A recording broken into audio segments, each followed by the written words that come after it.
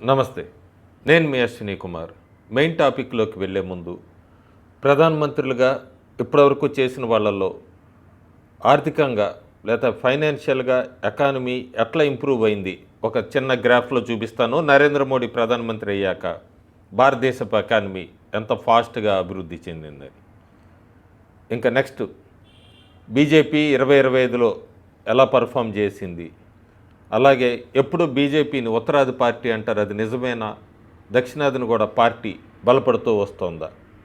2025లో BJP బీహార్లో single largest party, ఆ తర్వాత హోమ్ మినిస్ట్రీ కూడా సాధించింది. అందరికీ తెలిసిన విషయమే.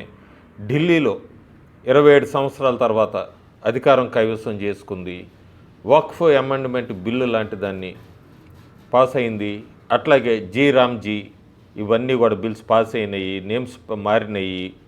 కేరళలో తిరువనంతపురం లాంటిది మొట్టమొదటిసారి 45 సంవత్సరాల తర్వాత అక్కడ మేయర్ స్థానాన్ని కైవసం చేసుకుంది. బీజేపీకి 2025 మంచి ఇయర్ అని చెప్పచ్చు. అట్లాగే తెలంగాణ, దక్షిణాన కర్ణాటకలో 2023లో అసెంబ్లీ ఎన్నికల్లో కాంగ్రెస్ పార్టీ గెలిచాక కాంగ్రెస్ పార్టీ ఎకో సిస్టమ్ మొత్తం ఒక స్లోగన్ బాగా ప్రజల్లోకి తీసుకెళ్లారు. అదేంటంటే ఎప్పటి నుంచో నడుస్తున్నదే, బీజేపీ ఉత్తరాది పార్టీ, దక్షిణాదిని ఏం లేదని. కర్ణాటకలో అసెంబ్లీ ఎన్నికల్లో గెలిచాక ఆ తర్వాత తెలంగాణలో అసెంబ్లీ ఎన్నికల్లో కాంగ్రెస్ గెలిచాక తర్వాత జరిగిన పరిణామాలు ఏంటి?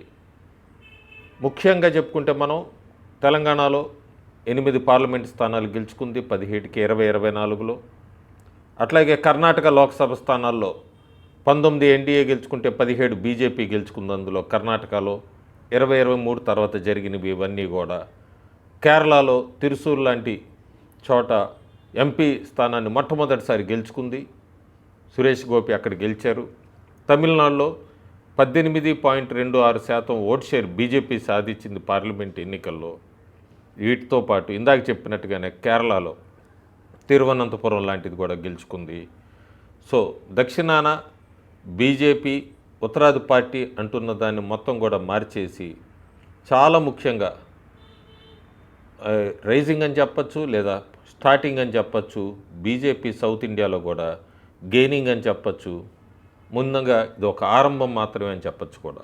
ఇక తెలంగాణ చూసుకుంటే మనం తెలంగాణలో గ్రాఫ్ పడిపోయింది బీజేపీ అంటున్నారు. మనం 3 ఏళ్ళగా చూసుకుంటే 2023లో అసెంబ్లీ ఎన్నికల్లో దాని పర్సంటేజ్ని పెంచుకుంటూ వెళ్ళింది. గతం కన్నా కూడా 2018 కన్నా 2023లో అసెంబ్లీలో ఓట్ షేర్ పెంచుకుంది, స్థానాలు పెంచుకుంది. 2024లో లోక్సభ ఎన్నికల్లో 2019 కన్నా కూడా ఓట్ షేర్ అమాంతం 36% దాకా పెంచుకోగలిగింది. ఈ మధ్య జరిగిన పంచాయతీ ఎన్నికల్లో అందరూ బీఆర్ఎస్ మీద, కాంగ్రెస్ మీద ఫోకస్ పెడుతున్నారు. బీజేపీ 690 స్థానాలపైన కైవసం చేసుకుంది 6% ఓటు షేర్తో. పంచాయతీ ఎన్నికల గురించి కూడా మాట్లాడాలి. ఎప్పుడూ కూడా తెలంగాణలో బీజేపీ అధికారంలో లేదు. అధికారంలో కాంగ్రెస్ పార్టీ ఉండేది. ఆ తర్వాత 10 సంవత్సరాలు బీఆర్ఎస్ ప్రభుత్వం నడిచింది. సో వాళ్ళిద్దరూ పోటీ పడుతున్నారు. కానీ సైలెంట్గా బీజేపీ రూరల్ ఏరియాస్లో కూడా, గ్రామీణ ప్రాంతాల్లోకి బీజేపీని తీసుకొని వెళ్ళటం మొదలుపెట్టింది. బీజేపీ తెలంగాణలో రూరల్లో కూడా డెవలప్ అవుతోంది అన్నదైతే మనకి గ్రామ పంచాయతీ ఎన్నికల ఫలితాలు బట్టి తెలుస్తుంది. యూనిటీగా అందరూ ముందుకెళ్ళుంటే కనుక తెలంగాణలో బీజేపీ అద్భుతమైన విజయం సాధించేది.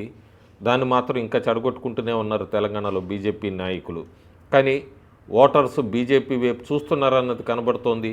మనం ఎప్పుడూ కూడా బీజేపీ మీద, తెలంగాణ లేకపోతే దక్షిణ భారతదేశంలో బీజేపీ గురించి మాట్లాడినప్పుడు సప్రెస్ చేయడానికి ప్రయత్నిస్తారు. కానీ ఫ్యాక్ట్స్, అక్కడ ఫిగర్స్ అన్నీ కనబడుతున్నాయి మన కళ్ళ ముందు. తమిళనాడు తీసుకున్న, కర్ణాటక, కేరళ తీసుకున్న, పుదుచ్చేరి తీసుకున్న, ఆంధ్రప్రదేశ్లో అయితే ఎన్డీఏ ప్రభుత్వమే ఉంది. బీజేపీ కూడా అద్భుతంగా ఎంపీ స్థానాలు గెలిచింది, అట్లాగే ఎమ్మెల్యే స్థానాలు కూడా గెలుచుకుంది. సో సౌత్ ఇండియాలో బీజేపీ లేదు, లేకపోతే సౌత్ ఇండియా పార్టీ కాదు, బీజేపీ కేవలం ఉత్తరాది పార్టీ అంటున్న వాళ్ళ నోర్లు ముగిస్తూ బీజేపీ పాన్ ఇండియా పార్టీ కింద ఎప్పుడో మారిపోయింది. సౌత్ ఇండియాలో కూడా నెమ్మదిగా గ్రోత్ పెంచుకుంటూ ఫలితాల్లో ముందుకెళ్తూ గత 4-5 ఏళ్ళగా మనం చూస్తే ఓట్ షేర్లు పెంచుకుంటోంది, సీట్లు పెంచుకుంటోంది. అట్లాగే కొత్త కొత్త నియోజకవర్గాల్లో గెలుచుకుంటూ వస్తోంది. దీన్ని బట్టి చెప్పచ్చు రాబోయే రోజుల్లో మనం బీజేపీని సౌత్ ఇండియా, నార్త్ ఇండియా అని చెప్పలేము, పాన్ ఇండియా పార్టీ అని అయితే మాత్రం ఖచ్చితంగా చెప్పచ్చు. Thank you.